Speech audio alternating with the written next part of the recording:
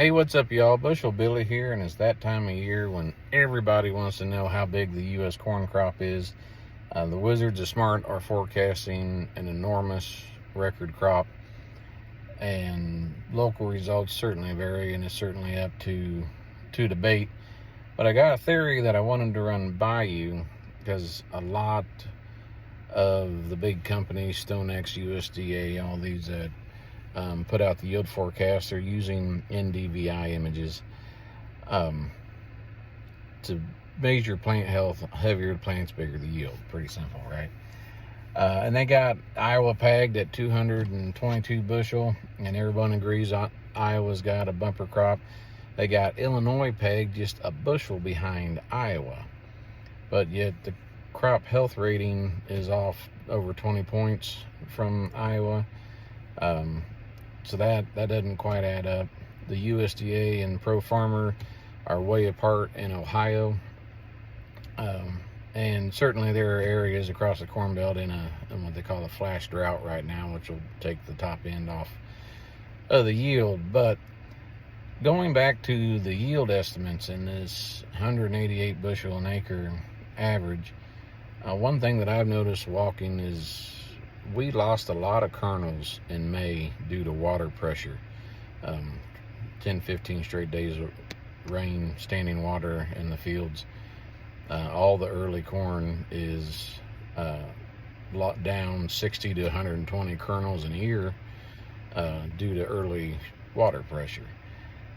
And the most stressful thing a corn plant does is make grain, fills kernels. So if we're taking satellite imagery showing very healthy, happy plants in August, if they were really pushing an enormous crop, they'd start to unravel a little bit, trying to fill all those kernels.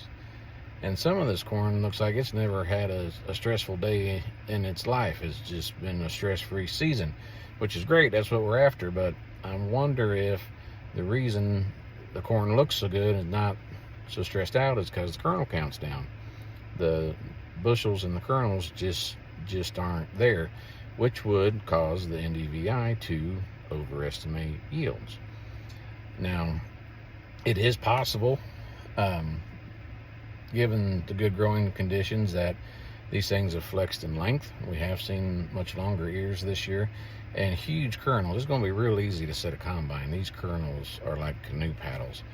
And so if our average kernel size goes from 90,000 a bushel to 70,000 a bushel, that goes a long way to close the gap from missing 120 kernels up front. So I'm not saying USDA or StoneX or anybody else is right or wrong, but it's a theory of mine of why there's such discrepancies out there. And NDVI imagery isn't perfect. It's hard to see water damage early in the season. It's hard to compensate for kernel size and figure in how much that kernel is going to flex late in the season during grain fill, given adequate moisture that will make up the difference. So it's all a wild ass guess at this point, but just an interesting theory in my mind that maybe the loss of kernels early on would cause some of these models to overestimate yield, and maybe it's healthy enough it'll make it up in the end. Cool thing is, we're 4 weeks away from finding out.